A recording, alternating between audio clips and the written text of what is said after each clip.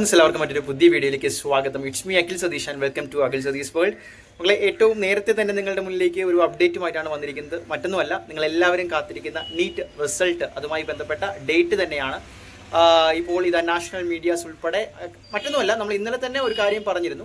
മധ്യപ്രദേശ് കോടതിയുടെ കീഴിൽ ഒരു കേസ് നടക്കുകയായിരുന്നു. ഒരു 75 കുട്ടികളുടെ അതൊരു സ്റ്റേയിലൊക്കെ നിന്നതിൻ്റെ ആ ഒരു പശ്ചാത്തലത്തിലാണ് ഇത്തവണ റിസൾട്ട് ഡേറ്റുമായി ബന്ധപ്പെട്ട കൺഫ്യൂഷൻസും ക്ലാരിഫിക്കേഷൻസും ഒക്കെ നിലനിന്നിരുന്നത്. അതുകൊണ്ട് തന്നെ നിലവിൽ അത് മാറിക്കിട്ടിയിരിക്കുകയാണ്. അതുകൊണ്ട് തന്നെ നമുക്ക് ഏകദേശം പറയാവുന്ന ഒരു ഡേറ്റ്, ഏറെക്കുറെ കൺഫേംഡ് ആയിട്ടുള്ള ഡേറ്റ്, ഏകദേശം എന്ന് നമുക്ക് പറയാൻ പറ്റില്ല. കാരണം ഈ നീറ്റുമായി ബന്ധപ്പെട്ട് നിൽക്കുന്ന നാഷണൽ മീഡിയാസ് ഉൾപ്പെടെ ഇപ്പോൾ ഒറ്റ സ്വരത്തിൽ പറയുന്നൊരു ഡേറ്റ് ഉണ്ട്. ജൂൺ 14-ാം തീയതി നിങ്ങളുടെ റിസൾട്ട് വരാൻ പോവുകയാണ്. ഒരുപാട് സ്വപ്നങ്ങളും അതിലേറെ MBBS പ്രതീക്ഷകളും ഒക്കെ ആയിട്ട് എനിക്കറിയാം. റിപ്പീറ്റേഴ്സ് ഉണ്ട്, റിപ്പീറ്റേഴ്സ് ഉണ്ട്, ഫ്രഷേഴ്സ് ഉണ്ട്.